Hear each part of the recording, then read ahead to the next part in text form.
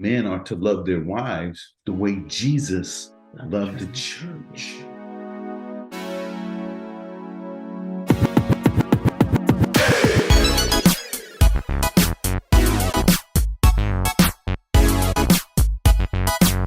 Hallie and Jesse. Married for over 40 years, they have a lot of wisdom and relationship advice that they love sharing with anyone who comes into their path. Hello and welcome to another episode of In Love with Love. I'm Anja. And I'm Nicole. And we are absolutely in love. And today, yes, girl, we are excited, so excited to have a couple that I esteem very greatly, who are, I guess, would be my first example of a real kingdom marriage before I even knew what a kingdom marriage was. Because as they shared their testimony, it was just kind of like, God, that was God. That was God. So we want to welcome to our show today, Hallie and Jesse Cunningham. Welcome. Thank you. Glad to be here. Thank you for having us. Awesome. So the first, I wouldn't even say question. We could throw out anyway, because this is going to be a very organic show. But I am very curious as to what you guys think of the term kingdom marriage. How would you define it? Yeah, how would you define that mic right there? I'm so sorry. You go ahead. Oh, go ahead. She'll be leading every other question. I would define the kingdom marriage as when you really get married. A kingdom marriage is what you're actually projecting. And let me put it this way. A lot of times you can see folks, they come to church, they look good, the kids are all good, and they're active in the church and this and that, but at home could be a disarray. Yeah. As people put on the facade. A real kingdom marriage is people see you as you really are, and you guys, just how you love on each other, glorify God. Right? And it's really living out. It's interesting because our pastor said it today during his sermon, is, men are to love their wives the way Jesus loved the church. And when you really understand that, it goes both ways, right? There's no way I could be a kingdom man without a kingdom woman. It's the same way. So when you put the two together and you guys really live it, everybody sees it. You don't have to do anything. They just see it, right? And it's surprising when we look around and we realize how many people really looking at you, right? Really paying attention to the little things, just the little details of your life, right? I mean, they watch how you go through a crisis. Are people watching from a distance? I'm curious, or are you allowing? Because you have to kind of allow that. Are people watching up close? I think both. I don't know if you guys know this, he's a pastor, so that's up close, right? And from a distance, I think, when we were working, because we're retired, I think, and we worked for the same company and everybody knew that. So I think they watched up close. And then we used to do youth groups. Youth really watch up close. They watch up close. That was me. That's how I got a chance to see. I'm like, wait a minute, hold up. When the word says, and the two become one, I'm literally watching it. I remember I was on your couch that day talking about a whole situation with a guy. And I wasn't on the couch. They were on their couch. Jesse sat down and Pally sat down. They were not close to each other. They were like not next to each other, but they were on one side and the other side. I was in the chair facing them. And I was just upset, so frustrated about a relationship that I was in. And they never looked at each other, but yet they said the very same thing. And at that time, Holy Spirit has said to me, and the two shall become one. That's what. Wow. Oh, wow. Yeah. At that time. I'm so sorry. I didn't even ask you. How long have you guys been married? 45 years. We just celebrated our 45th anniversary in August. Awesome. 45 years old. We just congratulations, first and foremost. We just interviewed a couple who had been married 11 or about to be 12 years. So we asked them to introduce each other whatever accolades you would share and how you would introduce each other. So can we ask you guys to do the same? Oh boy. You introduced him and he introduced you. Uh-huh. You know, the clean version. You know? We want whatever version y'all want to give. That's so funny. Oh wow. Wow. All kinds of things are run through my head because, and I say that because we were at a wedding yesterday. Jesse officiated a wedding of a young woman in our church. And how would I introduce him? Oh wow. And she's not only in our church, she's his co-worker. She's on staff at the church. So they know each other pretty well. And it was just a beautiful wedding. How would I introduce him? Wow, he is. So could I back up a little bit? So we are high school sweethearts. So we've known each other we were trying to count up the other day. We've known each other for over 50 years, right? We've known each other for over 50 years, yeah. And when I first met him, my whole family knew him because we all grew up in the city, and I have a lot of cousins. I have 35 first cousins in the city, and they knew him before I knew him. Which city, Pally? San Francisco. I'm sorry, I forgot. The Bay. The city, right? We're born and raised, both of us, in the city, native San Franciscans. And so when we met, everybody around me knew him except for me. Even my sister knew him. So I met him when I got to high school. He was a senior. I was a sophomore. That's when high school started in it as sophomores. You didn't start as freshmen. And he was different from the other guys because, and he tells me this all the time and we laugh. We went to a school where it was like 0.5% African American, right? And so all the African Americans knew the African Americans, right? Because it was such a small percentage. And so the guys would line up and wait for the sophomores to come in like we were pieces of meat or something. and so I didn't know that till later on, but he was different in the lineup. He wasn't, as my granddaughter says, he wasn't hungry. He's just cool and calm. So that's what kind of got my attention. And then as we fast forward, right? So what was I looking for? I wasn't looking for anything. I was a teenager. I wasn't looking for a boyfriend. I wasn't looking for. Introduced me. I'm getting to that. So if I had to introduce him then as compared to now, it's the same. Oh, consistent. It's consistent. Quite the gentleman. Good, as a friend of mine used to say, great brought up seed, meaning he was raised properly, you could tell. He is a protector, certainly a protector, just, sometimes could be overly protective, and we'll get to that later.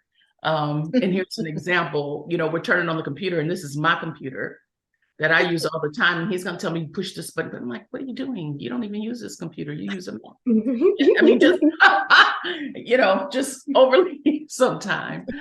Just funny, very logical, very practical. I can go from 0 to 50 in, a half a second. And he's like, bring it down. It's going to be okay. Always a practical, logical perspective on things. Romantic. He can be romantic. Yeah, I think that's how. That's right. Get it? That is right. You also said he was a pastor. He's a pastor. He's quite the family man.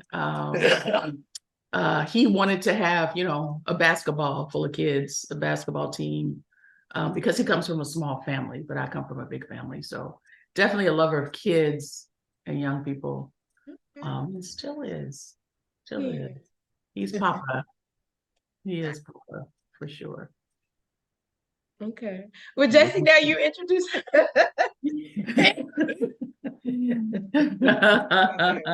Oh boy, I can't wait to hear this. Okay, I can't wait to hear it. Well, since she gave you a whole story, I'll back up. And I can tell you this is how I know. This is my confirmation of how I know God made her for me. Mm. Before I even knew her, I saw her 2 years before she came to the high school. I saw her at this event with a guy that I know. And I looked at her and I said, why is she with Willie Cobb? Because I just looked at her and I said this to myself. And I had never, ever said that. I said, she looked like she should be my girl. Oh. And I just stared at her the whole time. And she remembers me looking at, why is this boy staring at me? But here's the thing. So yeah, I remember that. Wait, let me just say. But here's the thing. When I finally met him in high school, I didn't know that was the guy that was staring at me. Oh, wow. There was a guy staring at me. Yeah, we talked about. But I never made the connection. Yeah. Okay, go. Oh, okay. Yeah, it's so weird. She already put a disclaimer on my introduction. But that's how I've always saw her. Mm-hmm. That's how she's always been. From the time she took us to on our first date and paid. She did. It was McDonald's. Oh, so that would not be accepted today because now Cheesecake Factory isn't even accepted. So where did you go on your first date, right? McDonald's. Oh my God, we had an issue where you guys, and they also went to McDonald's. Yeah. There you go. McDonald's. Man. And just a little history, because again, we're native San Franciscans. The first McDonald's in San Francisco. Yeah, it was the first one. Oh wow. Ocean Avenue across from City College. See? That was the first one? That was the first one. Wow.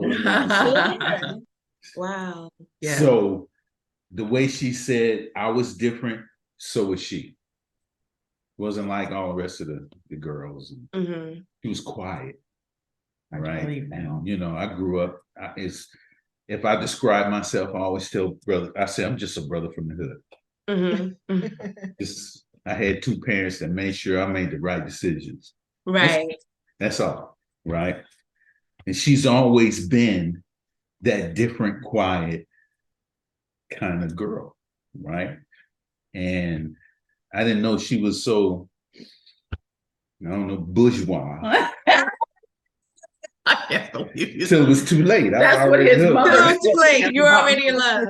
That's what I was already hooked in there. It was too late. But if I describe her, I still describe her the same way. And even when I'm, I can be up on the, front of the church, man, hosting and doing things. And even in some of my sermons, you hear me, I always refer to her as, that's my boo.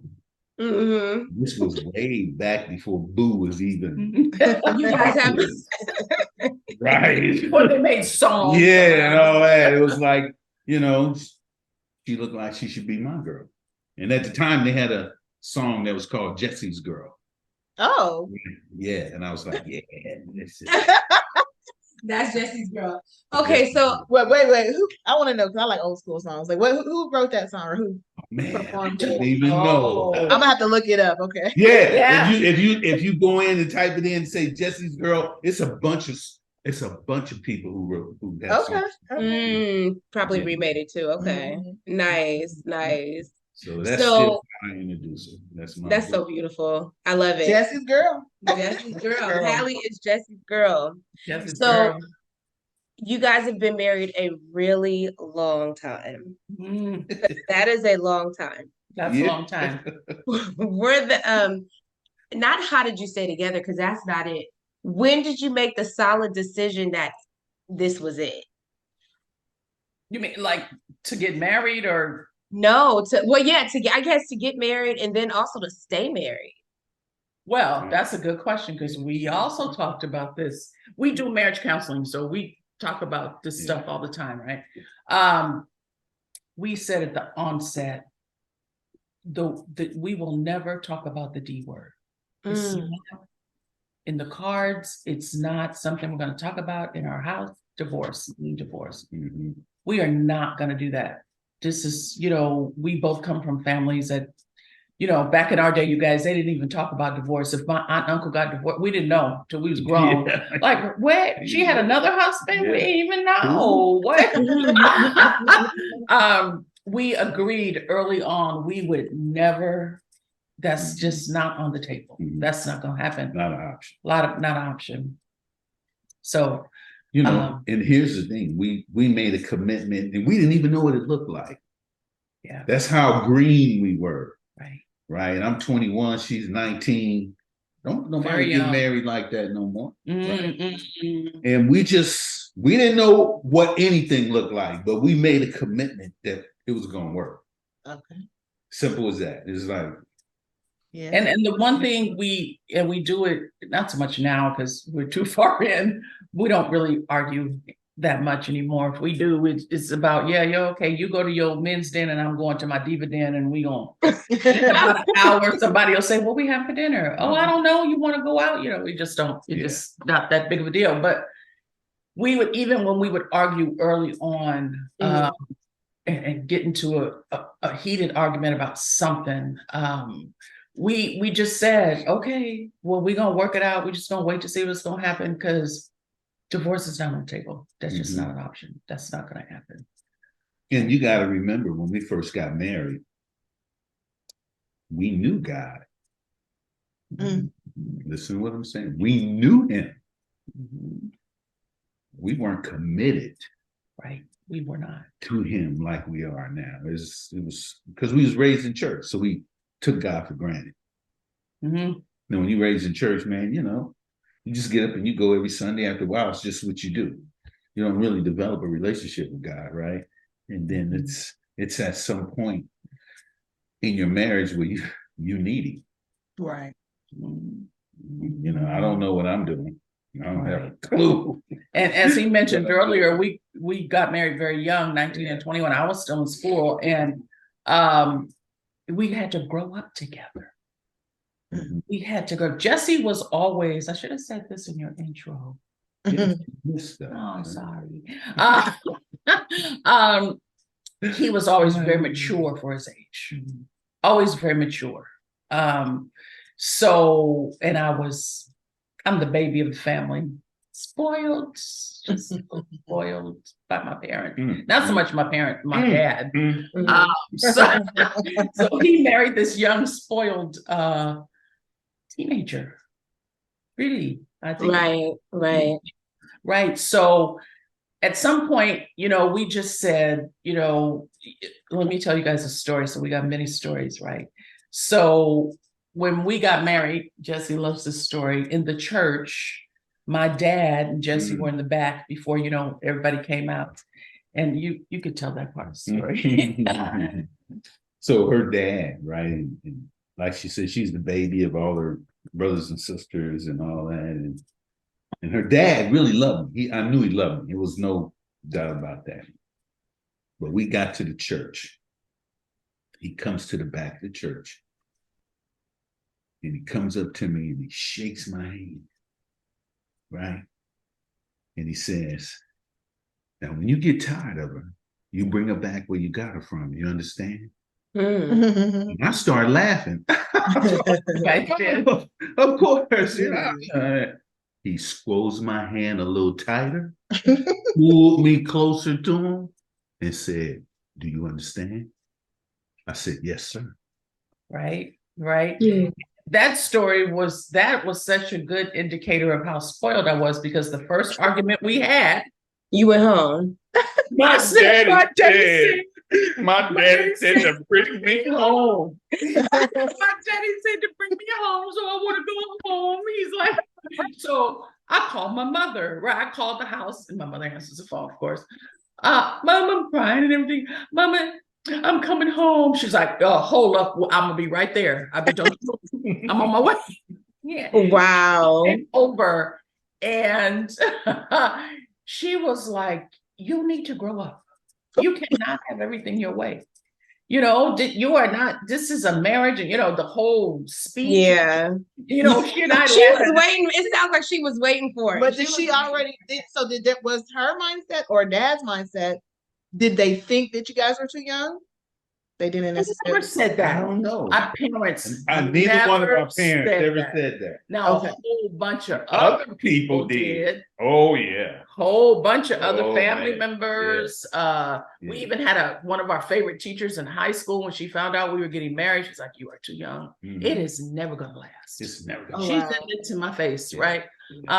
And yeah, so my mother came over and smoothed everything over, and we made up and everything. And me and my mother laugh about it now. My mother is almost 94. Wow. She'll be 94 in December, but we laugh about it now. She said, "Oh no, you were the last one. Wasn't nobody coming home. My house was." She said no more. She was like, "Let me straighten this up now because I've been waiting. I've been waiting to get you together." But a lot of that conflict comes with having to grow up. Just gotta grow up. Yeah. Right. But you know what the thing about it is that even though you guys were young and had to grow up, there are a lot of people who are older and still need to grow up. Right. For a relationship. There's a difference. Like, so even some grown women who are running things, and not just grown women, but grown men who are running things and stuff. But when it comes to getting in a relationship, they're like infants, and they're going to realize that they have to grow up. And not only that, I know that's your phrase, but what I think about as you're talking, I think about in the need to mature and grow, right? As a spiritual person, as just a person, right, needing to heal from things. What would you say as you're thinking about growing, right? Were there things that you realized that you needed to heal from? Maybe you feel like we talked to another group, couple about things that they maybe saw growing up and didn't necessarily get and would have desired to get from their parents, and how that played a role in their marriage. Oh boy. So you want me to go? You go. Well, I'll go. Okay, go. Well, so growing up, you got to remember the times at the time. It was nothing for dads to have other outside kids. So I got other brothers and sisters besides the two that grew up in my house, me and my little brother. Mm-hmm. And you see that, and it's sometimes, and I say this from personal experience, that's what you think you're expected to do. And I say it when I'm mentoring young men, I will say it's that old barbershop philosophy.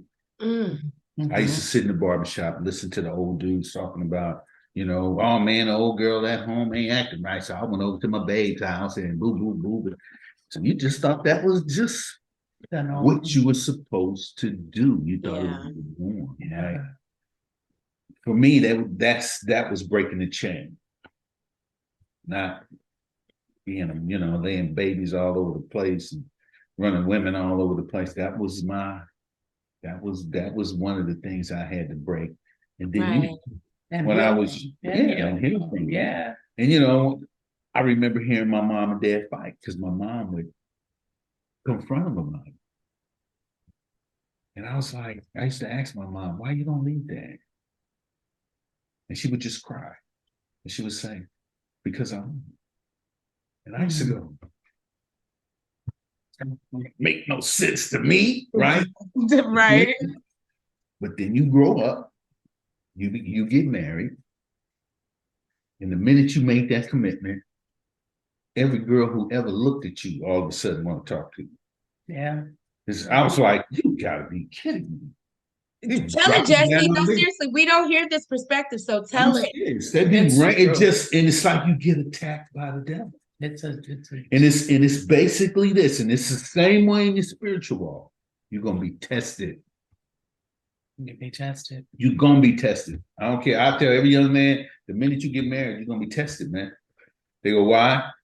As we told this one couple, I said, hey, are you guys ready for forever together?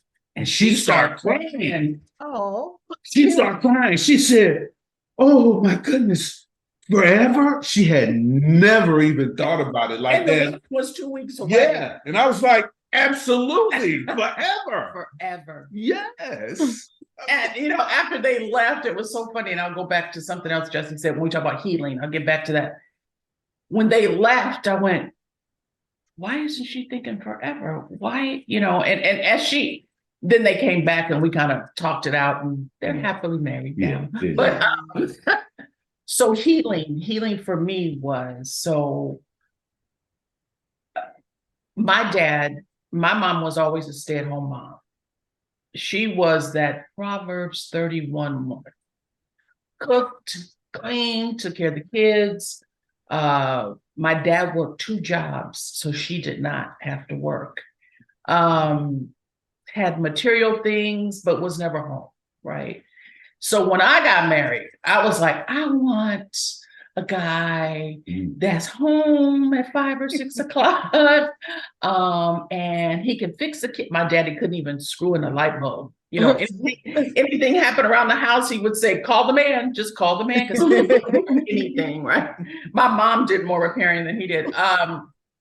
And I want this guy who fixes the kids' bicycles and he's home at 5 o'clock and all this stuff.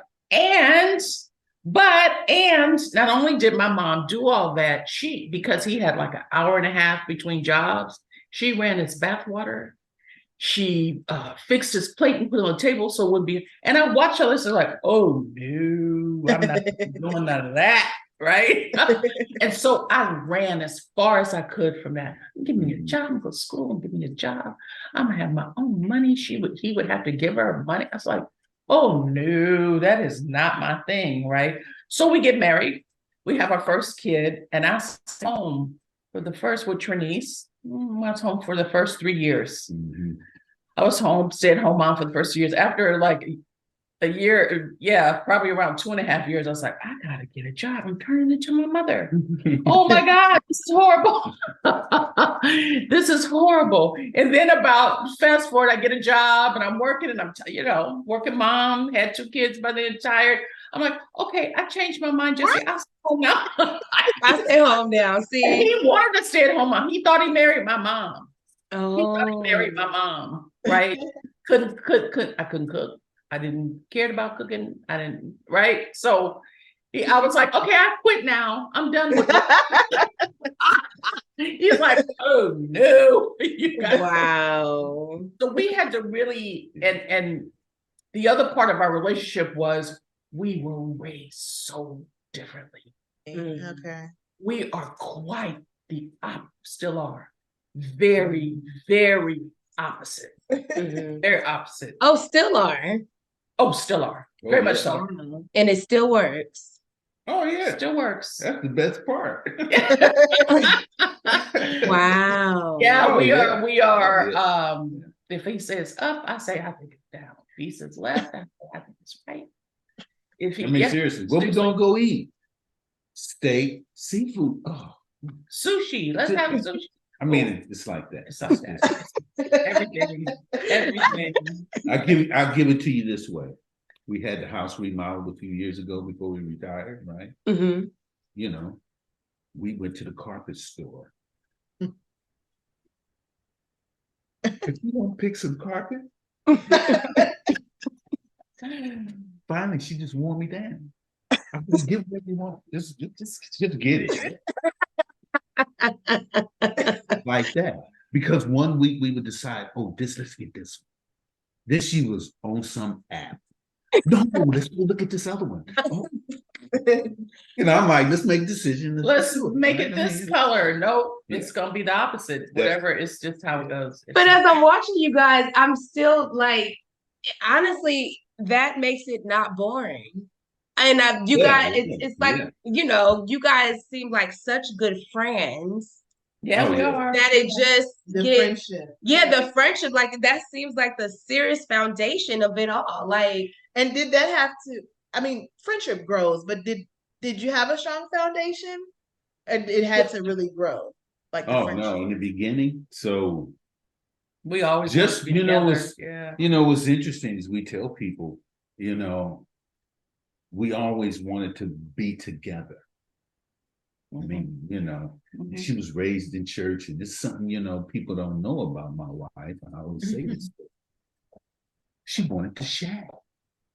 I wanted to live together first. She wanted to live together first. And I was like, oh, No. You wanted to shack. No, Oh, this is the second time the guy is like, no. I was like, oh, He was absolutely like, not. if you're not ready to commit, I said, you ain't, we just keep dating. And we can play house. We No. can get together and see if it's No. gonna work. I can go back home if that doesn't work. Yeah. You were trying to stay home, weren't you? And my dad's so funny because after we got married, he said, "You guys can move in with us." I was like, "No, Daddy, we don't want to live with you, right? No." But yeah, I wanted to shack, and he said, "You think I'm gonna move in with you?" Oh no, and he says it now. I need some papers on you. I gotta have some papers on you. I said, you know, I got papers on Yeah, you. just the opposite. He did not want to live together. It's like, oh, From the time we were a couple dating, even in high school, all we wanted to be was together. Just be together. Wow. Just wanted to be together. Even, he travels now. Sometime I go with him, sometime I don't. And, even when I was traveling, when I was working, after 3 days, I'd be like, when you coming home, just, yeah. Just, that's never left. That's never left. That's, I guess I was just thinking too, like, when it's so different, like you said, and you don't mind saying, no, I think it should be pink, or I think it should be purple, and you're like, does that ever get very aggravating? That's a good question. Yes. Yeah, it does. It does. In the beginning, it was almost like a war of will. I say the first 10. A war of wills, he said? Yeah. Wills. Whose will is going to be pushed on the other one? It's not even a desire. It's right. It's, I want my will done. You want it your way, And her attitude was, if it's not her way, it's the highway. So both of you guys are private.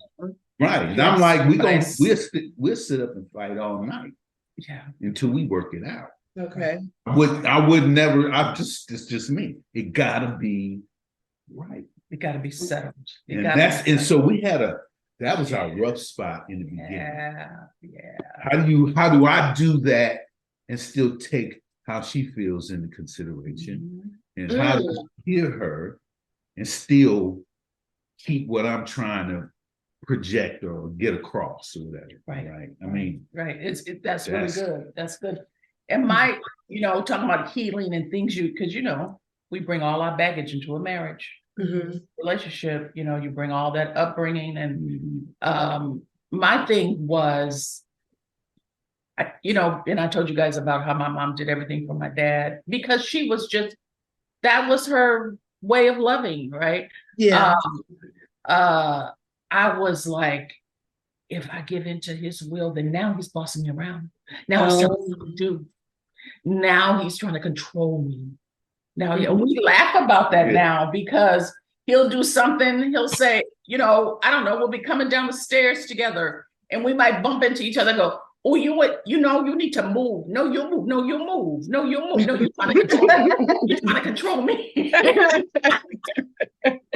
So wait, when did you choose to submit, Pally? Oh, dirty word. That's a bad word around here, man. I know. She started having fits. And all that ain't talking about submit. Oh, I think.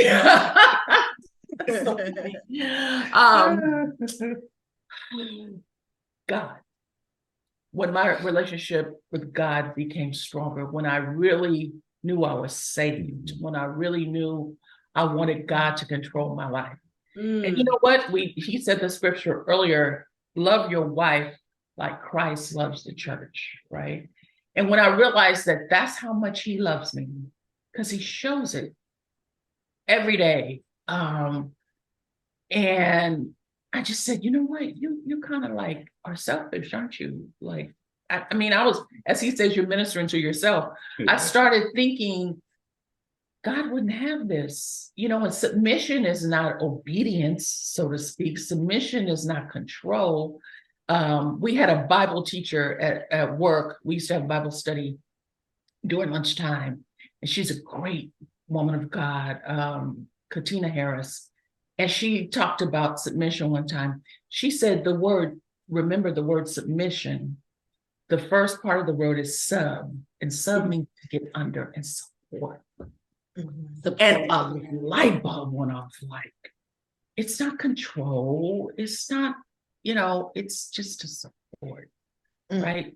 So I think just yeah, the role of a helpmate. yeah. the role of a helpmate. That's what He say. tells me now when he just became a pastor about a year ago. He'll say, you know what? I need to ask the senior pastor if there's some pastor's wives training. You need some training. You're about to be a pastor's wife. You're so funny. You are so funny. He's Stephen. Yeah, I think there's classes for you or something. Yeah. Yeah. Okay. So I will say, how do you guys feel the work has been? Because now you have a legacy. You both have 2 children who are married and partnered, and they have children now as your grandparents. I mean, because you guys are grandparents. How, what choices, like with raising your kids, what would you have done better within your relationship, or differently, should I say? What would you have done differently within your relationship as far as legacy goes? How it affects your kids and your grandkids? That's the why don't you go to church, Papa? So I can answer it with this story, and it's a true story. Every Sunday, my son was like 6 years old, 7 years old. Yeah. And Pally, and we lived 2 blocks from the church. Okay. At that time, At that time, Pally would get up, take the kids to church every Sunday. I get up, man, I turn the game on. Sundays was my day of rest. I was literally taking my Sabbath. I wasn't going to church. So one morning, I'm tying my son's tie, getting them all ready, man, going to church. I tie his tie. He says, Pop. They call me Poppy. He said, Poppy, why you don't go to church with us?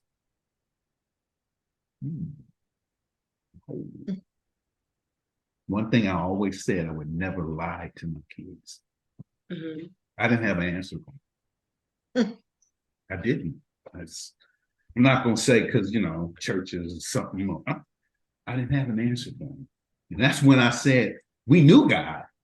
We was raised in church. We knew who he was. We know all the stories. We knew everything, man. But we didn't have a relationship.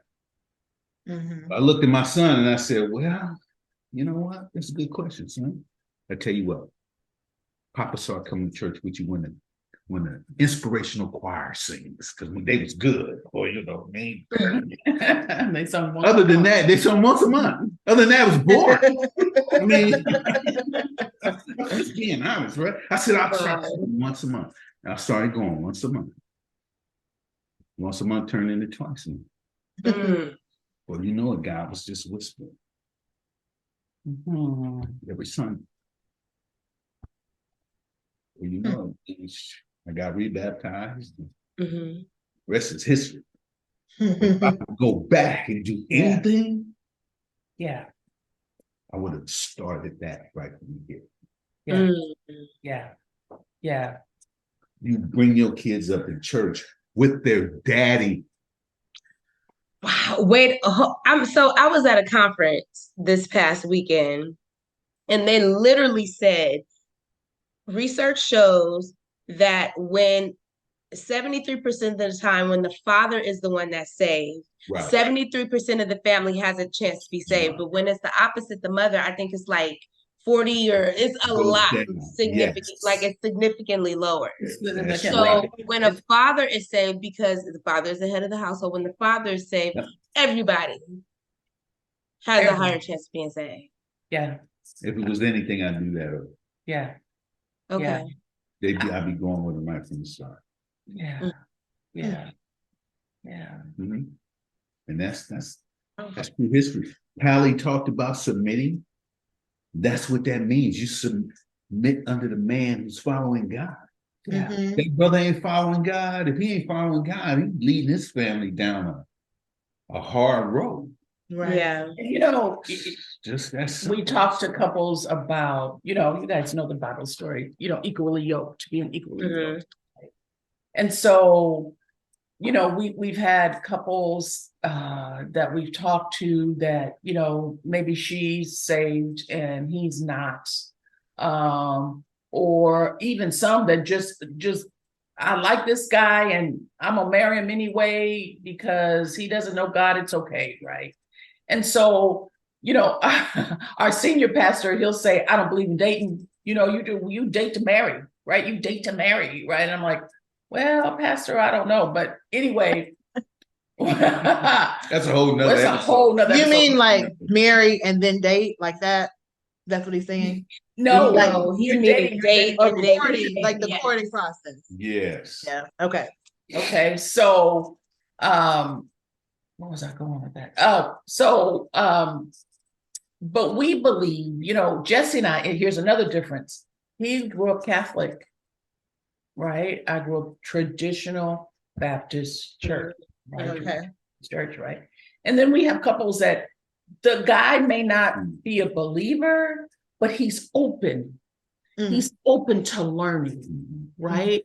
And my example is Trinice and Anja knows Trinice, which is our daughter, which is our daughter. Her husband, Anthony, he wasn't an atheist.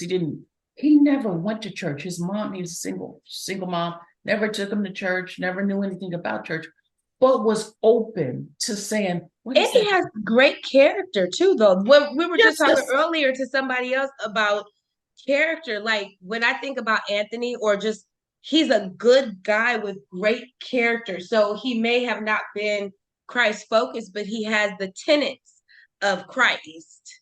Right. You are so right. And was open to saying, let me see what this is about. Right. Right.